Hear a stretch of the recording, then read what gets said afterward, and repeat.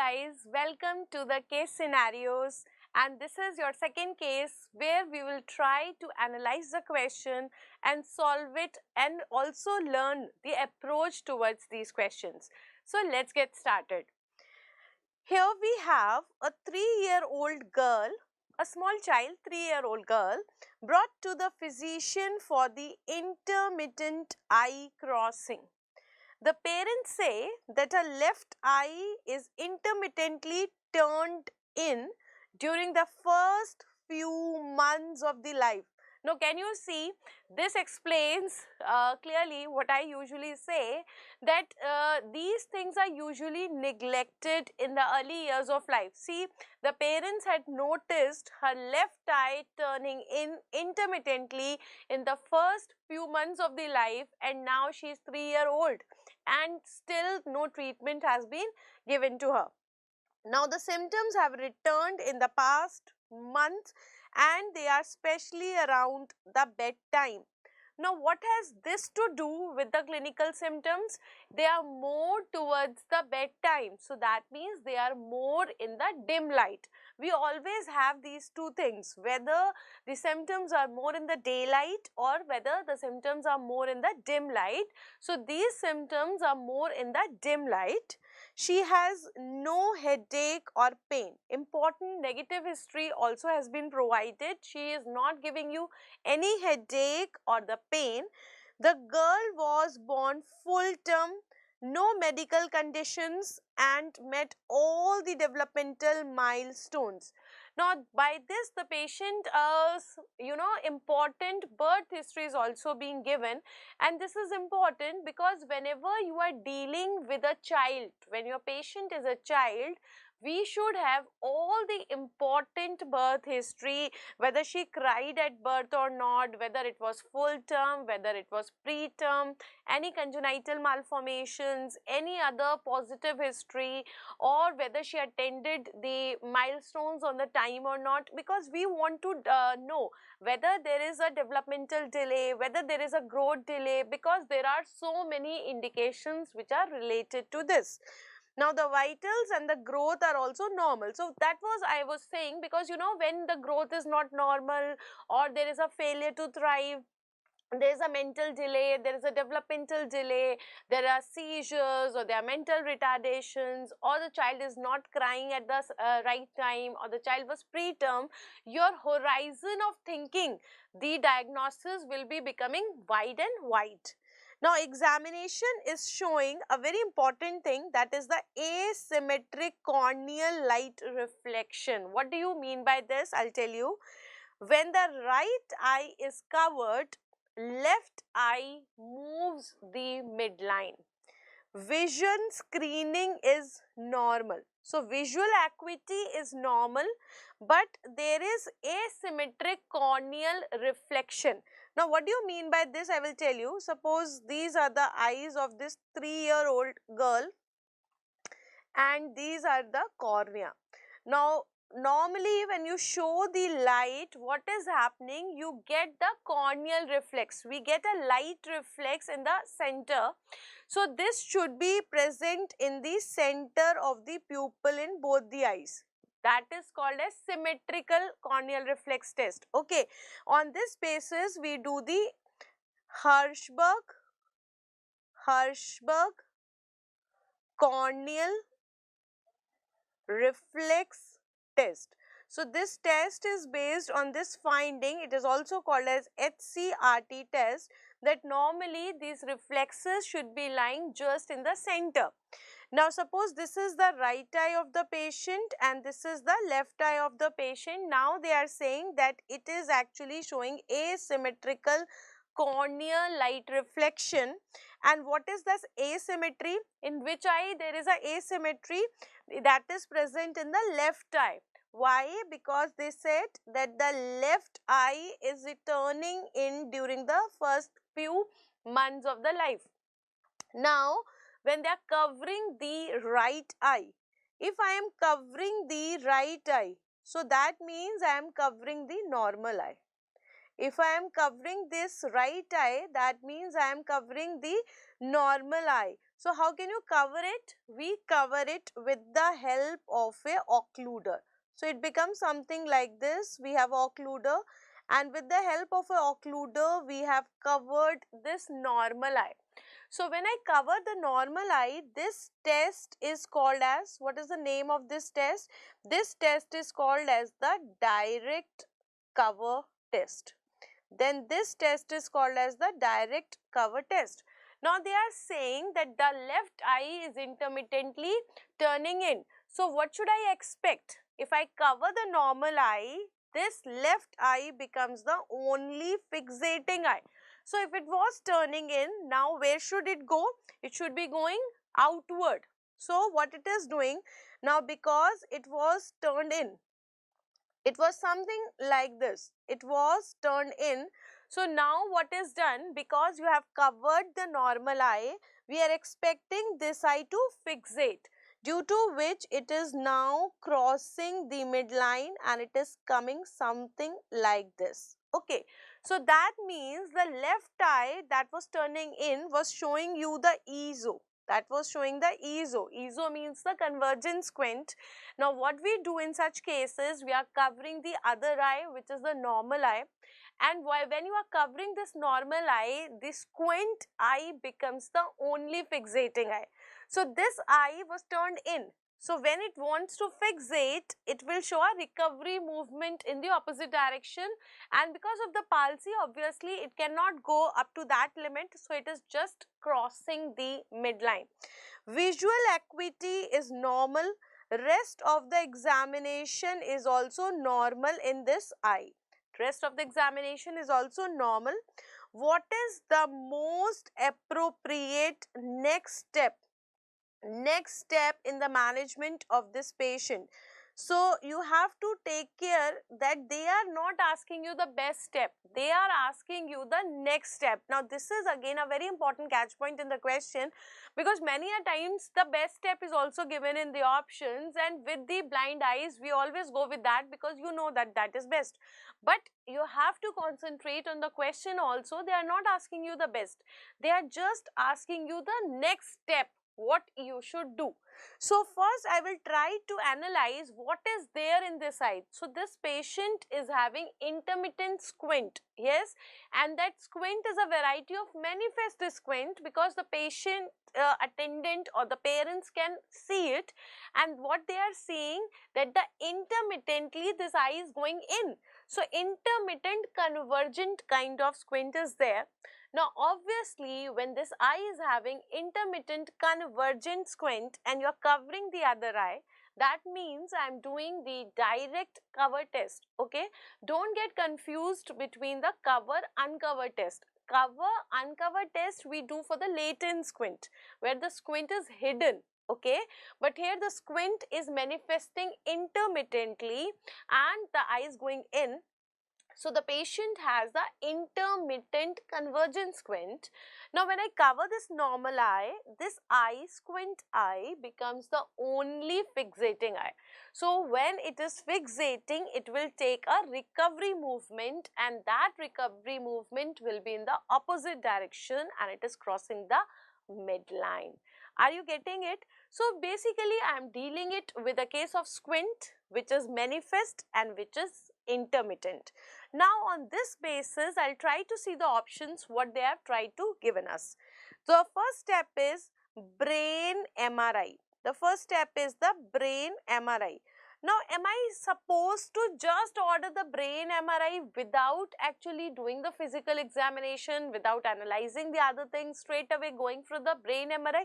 No, it is not the next best step that you can go for, because always you have to first examine the patient, try to find out what is the palsy that is present in the patient. Like this patient is having the intermittent convergent squint, and you know mostly the convergent squint is due to the lateral rectus palsy. The most common palsy that you are getting as isolated nerve palsy is the sixth nerve palsy, and due to this sixth nerve palsy, what you are going to get? You are getting the palsy of the lateral rectus. Now always remember, important thing, that all three SO4 and LR6. This is a very important mnemonic that is going to help you in all the squint related questions and the nerve palsies, that all the extraocular muscles are supplied by the third cranial nerve except for SO4 and LR6. Now, whenever you have the isolated nerve palsy, it is the sixth nerve palsy that is most common, and sixth nerve supplies the lateral rectus, so you are going to get the lateral rectus palsy. Due to this lateral rectus palsy, this person is going to have the convergent squint, and due to this convergent squint, the recovery movement which is going to be present in the patient will be outward. This is very clear. So, if I am getting a patient who is having a convergent squint, I am having the lateral rectus palsy, obviously I will first try to do the examination, and only then afterwards I will go for the MRI to find out what is the real cause. The most common etiology that you get in the sixth nerve palsy is the raised intracranial pressure. What you are going to get is the raised intracranial pressure. So, we will be having any cause. It can be like trauma. They have not given you any history of trauma. It can be the tubercular meningitis, any infective foci. Again, they have not given you that. It can be any tumor. It can be any space occupying lesions. Moreover, the sixth nerve palsies are associated with the cavernous sinus thrombosis. Very important. It is also associated with the cavernous sinus thrombosis, superior orbital fissure syndrome, orbital apex syndrome. So, there are so many things, but obviously it is not evident here. Why? Because these kind of syndromes are also associated with the other manifestations. If I have cavernous sinus thrombosis, I will have proptosis, I will have chemosis, I will have congestion, I will have mastoiditis, I will have acute febrile illness. So, I am not going to get it quietly. So, it appears that it is most probably a comitant kind of squint. It is most probably a comitant kind of a squint. Comitant squint means which is a non-paralytic variety of squint, where the patient is actually having the equal amount of deviation in all the gazes. So, in cases of the comitant squint, if you remember, what is the treatment that we follow? The treatment regimen that we follow in cases of the intermittent squint, that is your comitant variety of the squint, we have to always follow a particular order. So, what is that order? That is C, O1, O2, S and P. You have to always follow this order, and this order is again important because they are asking you the next step. So, first is C, that is correction of the refractive error. You have to go with the correction of the refractive error. Then we have O1. O1 means the occlusion therapy. We have to go with the occlusion therapy. Then next O is the orthoptic exercises. Then we have got S. S means the surgery. You are going to do the surgery for the squint, and P for prisms that we are going to give for the remaining correction. So, in this order we have to go. We don't have to go direct for the brain MRI. So, this is not the next best step that you are going to do in a patient like this.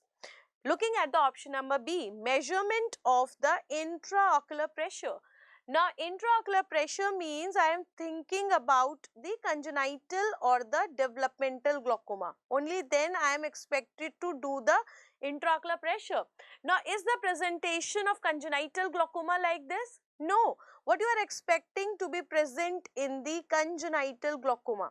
So, if you remember, if the congenital glaucoma takes place less than 3 years of age, then it is called as the buphthalmos. Then this condition is called as buphthalmos, and this patient is going to present typically with the classic triad BPL triad.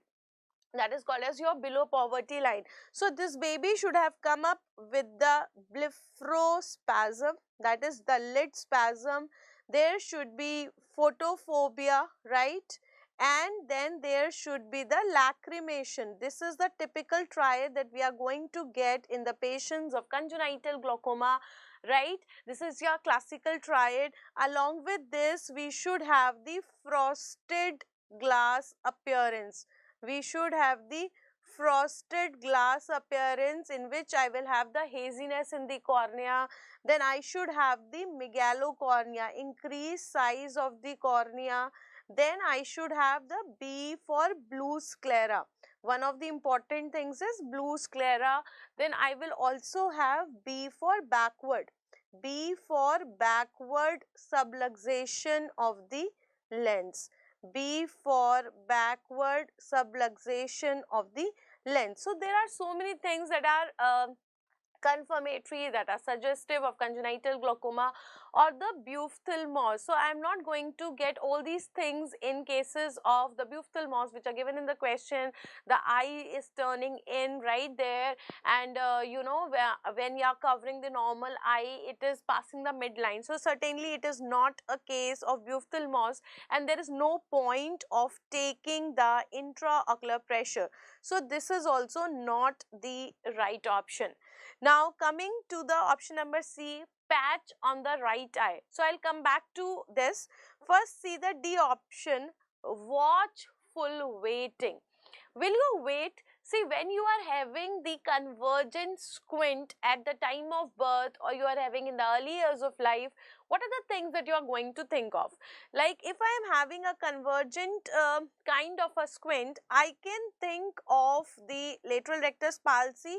But I am not thinking about that, because you know, lateral rectus palsy, if it is a paralytic variety, it should be presenting with the other signs and symptoms of the raised ICT, proptosis, chemosis, cavernous sinus thrombosis. So here I am thinking either the comitant squint, either I am thinking of the comitant squint, which is the non-paralytic variety. One thing is this, or the second thing is that I can also think about the retinoblastoma, because in the retinoblastoma also the people will be presenting with the squint, and mostly this squint, most commonly this squint is the EZO squint. But now if the patient is having retinoblastoma, they should have also mentioned about the leukocoria, which is the most important sign. Along with this, squint is the second most common sign. So they have not given this. But even if the patient is having the comitant squint, or if we are suspecting about the retinoblastoma, there is no point of waiting, because if you are waiting, certainly this eye can go into the amblyopia, and once the amblyopic eye becomes refractory, you know, after the age of 5 to 6 years, after the age of 5 to 6 years, this eye becomes refractory, and the patient is not able to get the vision even if you are treating it. So that can be uncorrected refractive error also. It can be high accommodative upon the accommodation ratio. You know about the comitant squint. When it comes to the comitant squint, when it comes to the comitant squint, what are the types of squint that I can have? So it can be EZO or it can be EXO. Now in the EZO, I can think about the accommodative squint, accommodative, or it can be non-accommodative, right?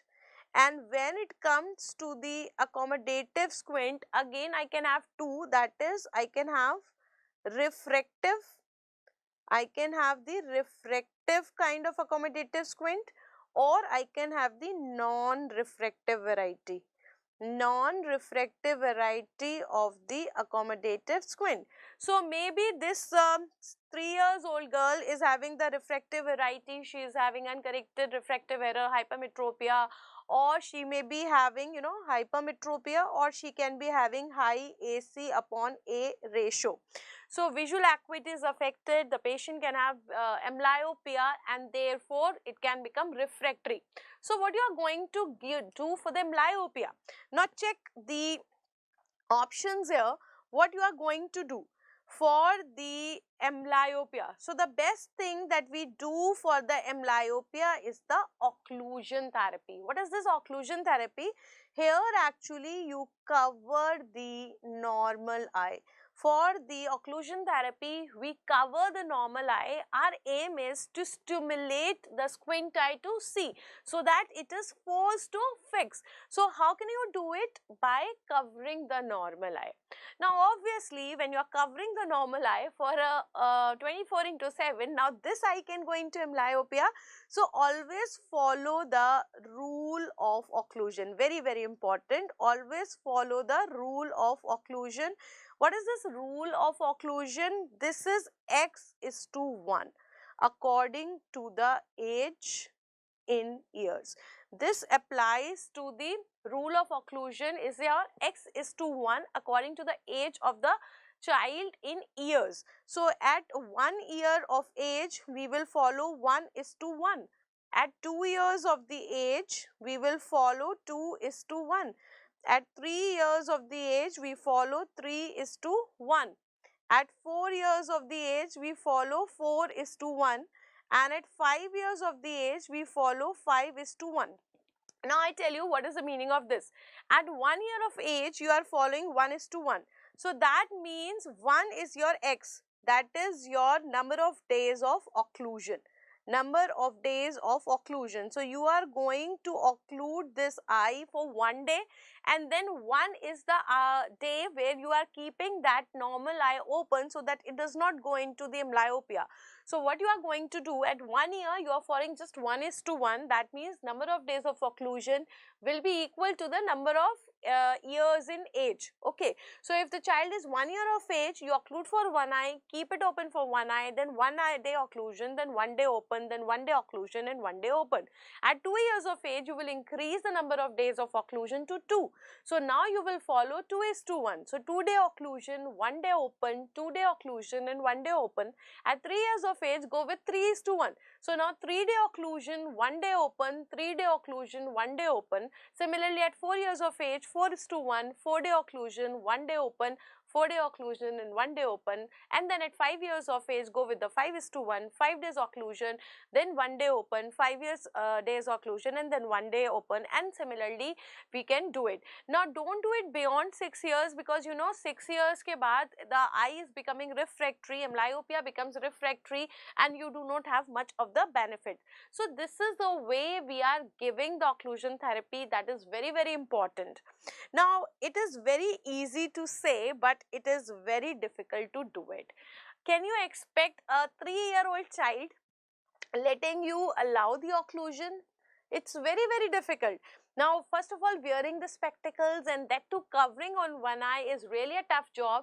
So we make it interesting. We give them the colored patches, like pinks for the girls, blues for the boys, and whatever they are liking, the butterflies, the Disney princess, Doraemon, Shin Chan, whatever they are liking, we are applying those kind of patches so that they look attractive. You know, there are so many times siblings who are, you know, doing mischief with them. They are like making fun of them. That's why also they don't want to do it. So you have to keep in mind all these things. Sometimes what we are doing, we are putting these patches from the opposite side so that they are able to see those patches. They are seeing their favorite cartoon characters. So that is the ideal thing. If you see the option number C, patching on the right eye. So with the help of patching on the right eye, what you are going to do, I am covering the normal eye because it was the left eye that was showing a problem. So because left eye was showing a problem, there is a propensity of left eye going into the amblyopia. So what I am doing, I am covering the right eye so that I can stimulate the left eye to see and improving the amblyopia in this patient. So I hope you have understood why we have ignored and ruled out the other options. We cannot wait, we cannot go for the watchful expectancy. No point of taking the intraocular pressure at this time, and MRI is certainly not the next best step. Alright, MRI we are doing in cases of the paralytic squint, and there also we are not doing it next. Okay, there also you are first doing the examination, trying to rule out the things, and then in the further course you can go and advise the brain MRI. Okay, in case of any doubt, you can always ping me up on our social media platforms, on our Telegram groups, DBMCI Premier Telegram group, as well as the Facebook group, and do let me know how you are feeling and what is your feedback about these case scenarios. Thank you and happy ophthalmology.